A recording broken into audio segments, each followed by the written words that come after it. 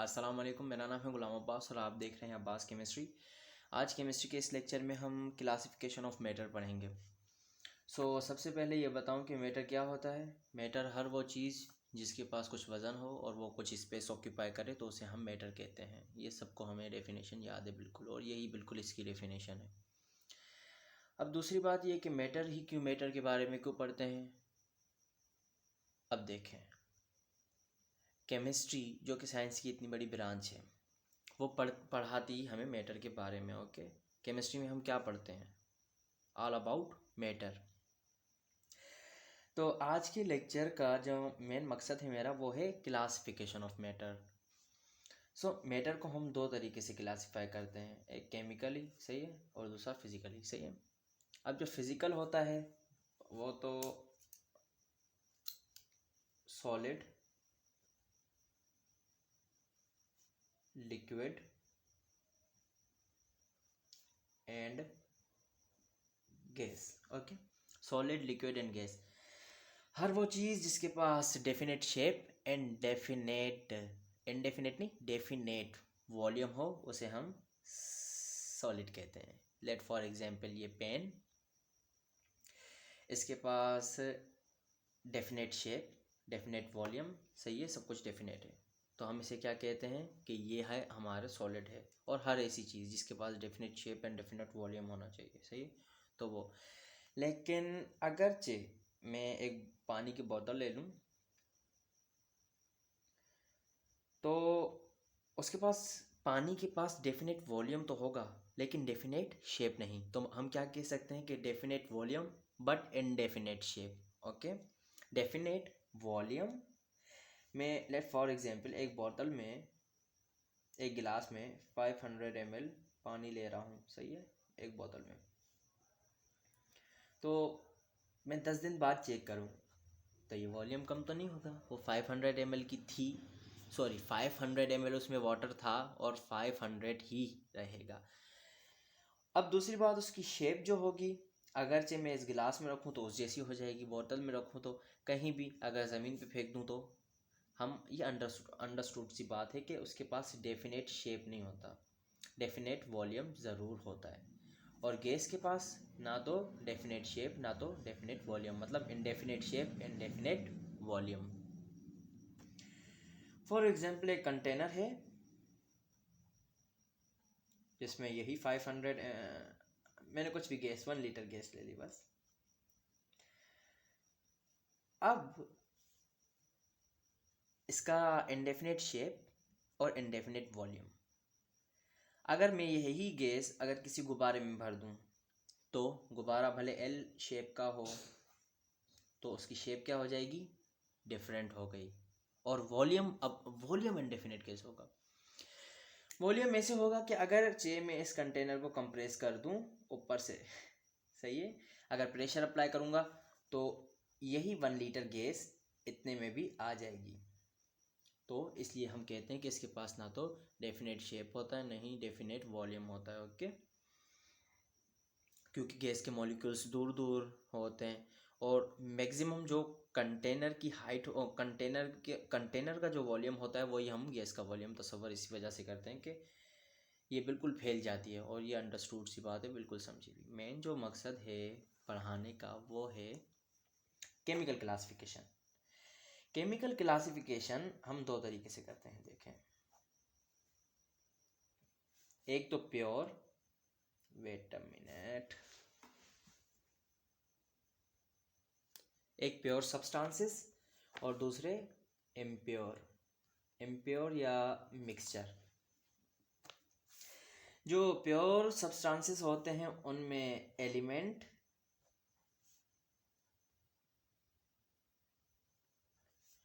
और कंपाउंड आते हैं, सही है।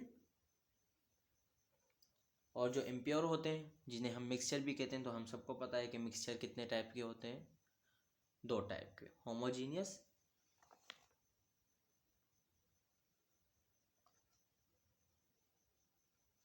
एंड हेट्रो, सही है। अब बात यह है कि एलिमेंट क्या होता है। अगरचे मैं एलिमेंट के मायने देखूं तो एलिमेंट का मतलब होता है टुकड़ा। कोई भी ऐसा टुकड़ा जिसमें सारे, देखें हमें एटम का पता होना चाहिए कि एटम क्या होता है, स्मॉलेस्ट पार्टिकल। पहले ये कहते थे कि हम इसे इनडिविजिबल पार्टिकल, जो कि डिवाइड ना हो सकता हो, या डिफरेंट तरीके की डेफिनेशंस हैं, लेकिन जो इसकी मेन डेफिनेशन है एटम की वो ये है कि which can take a part in a chemical reaction. सही है, जो कि मानी जाती है, ज़बरदस्त डेफिनेशन है, which can take a part in a chemical reaction, smallest particle which can take a part in a chemical reaction, तो उसे हम कहते हैं एटम। लेकिन लेट फॉर एग्जाम्पल कोई भी पीस ऐसा जो कि एक ही तरह के एटम से बना हो, तो हम उसे क्या कहते हैं, एलिमेंट। ये हमने पीरियोडिक टेबल में देखा भी है, अगर से हम प्ले स्टोर वगैरह से कोई भी पीरियोडिक टेबल डाउनलोड करके देखें तो जिसमें जो तस्वीरें भी देते हैं, तो उसमें कोई भी टुकड़ा देते हैं, सही है, तो ये फॉस्फोरस का, ये कार्बन का, इतना सा कार्बन दे दिया, ये हमारे पास एलिमेंट है, उसमें सारे एटम्स क्या हैं, कार्बन ही के एटम्स हैं, उनका एक टुकड़ा बना के हमें दिखाया जाता है, तो कहते हैं कि ये एलिमेंट है। सही है। कंपाउंड क्या होता है, कंपाउंड कंसिस्ट ऑफ, देखें एक ही तरह के एटम्स हों तो हम उन्हें क्या कहते हैं कि ये एलिमेंट है।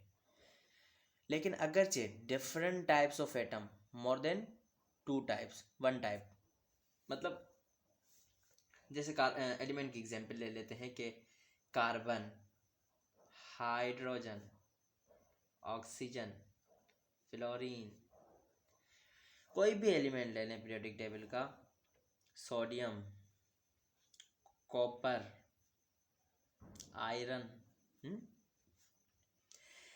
लेकिन क्या ख्याल है कि अगर चाहिए दो एलिमेंट्स एक साथ कंबाइन हो जाएं तो हम उसे क्या कहते हैं, हम कहते हैं कि ये कंपाउंड है। मतलब कंपाउंड हर वो चीज़ होती है जिसमें more than two types of atom, more than one type. क्यों? क्योंकि ये अगर एक ही एटम है तो ये क्या एलिमेंट है, एक ही तरह के एटम्स हैं तो। लेकिन अगर ये दो तरह के एलिमेंट्स मिल जाते हैं तो हम उसे कंपाउंड कहते हैं, जैसे carbon dioxide, carbon monoxide, sulphuric acid. सही है, बहुत सारे कंपाउंड हैं, आप एग्जाम्पल देख लें। जो भी कंपाउंड है, मतलब दो अलग अलग तरीके के एटम जब मिलते हैं तो हम उसे क्या कहते हैं, कंपाउंड। और एक ही तरह के एटम्स हों तो हम उसे कहते हैं कि ये हमारे पास एलिमेंट है कोई। सही। और एटम की भी डेफिनेशन को हमने डिस्कस कर लिया कि atom smallest particle which can take a part in a chemical reaction. जब बहुत सारे एटम्स जमा होकर हम कोई भी टुकड़े की फॉर्म में हम पेश करें तो हम उसे कहते हैं कि एलिमेंट है। और कंपाउंड क्या होता है, जब दो अलग अलग तरीके के एटम्स आपस में केमिकल रिएक्शन कर लें तो उसके बाद, अब देखें, हाँ, उसके बाद जब हमारे पास कोई चीज़ बन के आती है तो हम उसे कहते हैं कंपाउंड। अब हम करते हैं मिक्सचर को डिस्कस। तो दो तरह के मिक्सचर्स होते हैं, एक होमोजीनियस, सही, और एक heterogeneous. Heterogeneous mixture, homogeneous mixture, homo का मतलब ये होता है कि सेम। लेट फॉर एग्जाम्पल, आपने एक चुटकी नमक उठाया और उसे एक हाफ ग्लास ऑफ वाटर में मिला दिया, तो आपके पास एक मिक्सचर तैयार हो जाएगा। सही है, मिक्सचर तो तैयार हो गया, लेकिन ये होमोजीनियस होगा कि हेट्रोजीनियस होगा। अब देखें कि उसकी सारी प्रॉपर्टीज़, अगरचे, अब देखें, और एक जगह पे हमने क्या, मैं दो सॉल्यूशंस ले रहा हूँ, एक में मैं sodium chloride NaCl plus water, और दूसरा ही मैं सॉल्यूशन ले लूँ जिसमें मैं सैंड, रेत ले लूँ और पानी, तो आप देखेंगे कि ये जो NaCl वाला सॉल्यूशन बना है हमारे पास मिक्सचर, इसकी सारी properties from top to bottom एक जैसी होंगी, उसका कलर, उसकी हर चीज़। सही है, उसकी सारी प्रॉपर्टीज़ एक जैसी हैं। लेकिन जब हम सैंड और वाटर का मिक्सचर देखेंगे तो उसकी सारी प्रॉपर्टीज़ सेम नहीं होंगी उसकी, तो इस वजह से हम कहते हैं कि इसमें कंपोजिशन सेम रहती है, और इसमें कंपोजिशन डिफरेंट। अब सवाल ये है कि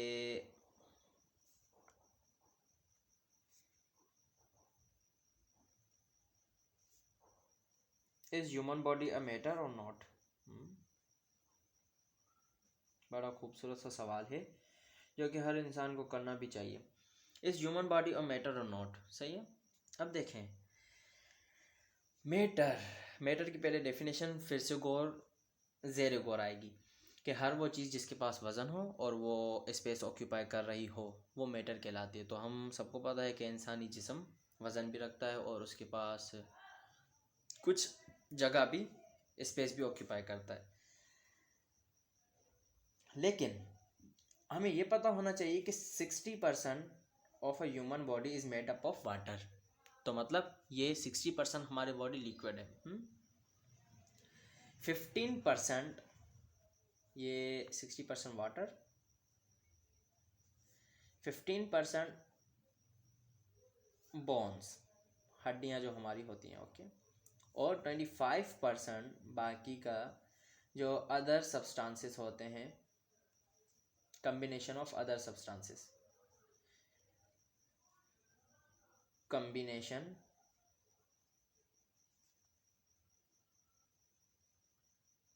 सब्सटेंसेस। अब देखें, वाटर एक मैटर, बोन्स एक मैटर, अदर सब्सटेंसेस जो कि कम्बिनेशन जिनका होता है वो भी मैटर, ये सारे मैटर हैं। तो हम क्या कहेंगे कि ह्यूमन बॉडी क्या है? Human body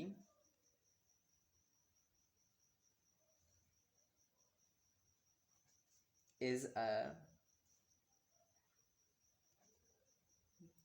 complex matter.